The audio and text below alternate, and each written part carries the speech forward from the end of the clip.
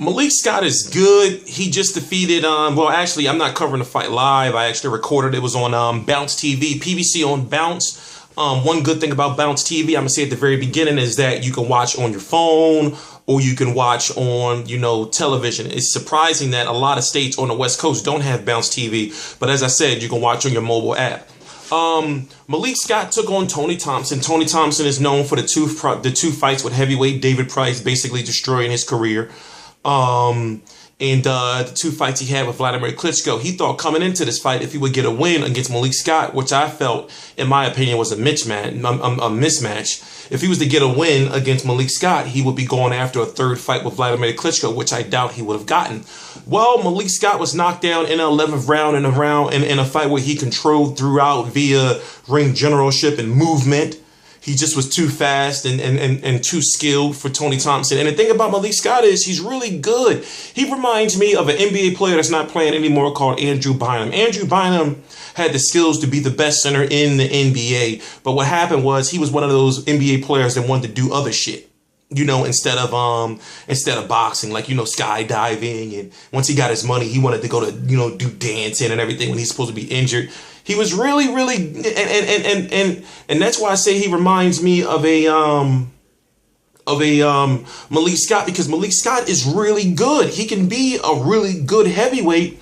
But what happened with him and Deontay Wilder in that debacle where he got hit on the temple and he just went down? Not mind you, these guys are close friends, and he just went down and just was laying there like on the ropes looking at Deontay Wilder like, and I'm thinking like, get up.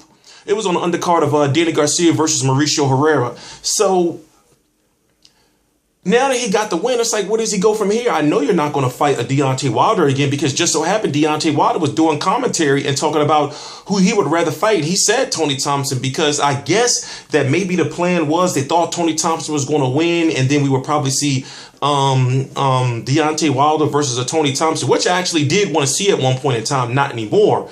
But Malik Scott won, and it's like, where did Malik Scott go from here? He's like a part-time boxer. He boxes, to me, is just like for the money, I'm guessing. I don't know if he really wants to get in there with a Klitschko or really wants to, be a world champion. I just think that he just likes to box.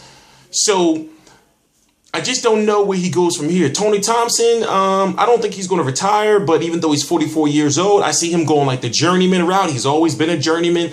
And of course, there's going to be fighters that are going to want to fight him. For example, I can see a Tony Thompson versus a Anthony Joshua versus a Tony Thompson, maybe after a Dylan White, or Alexander Povetkin versus a Tony Thompson. I mean, I'm not Povetkin, but a Gerald Washington, the guy who beat Amir Mansour, so there's fights out there for Tony Thompson, but it's all about, like if fans want to see Tony Thompson or not. And truth be told, I was actually kind of excited for this PBC on Bounce fight, and I don't even know why. T-Street Controversy Live, unanimous decision for Malik King Scott. It's all about where he goes from here. He's not going to fight. He's not going to be fighting Deontay Wilder. They are very close friends, chilling in each other's hotel rooms and all that. And we all know, or we all feel, a lot of fans feel that Deontay Wilder, the fix was in when it came to Malik Scott. A lot of fans feel that. And me watching the fight again, I'm just thinking like Malik Scott could have got up if he wanted to.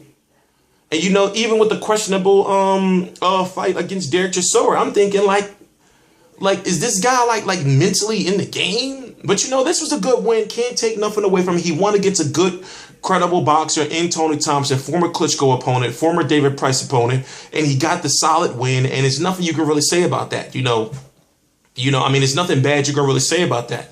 So it's all about where does he go from here, and does he stay active? I'm glad to see him on PBC, but it's like, will we see him again in the next 6 months? Or will he be going over to Japan or fighting or something like that? T-Street Controversy Live.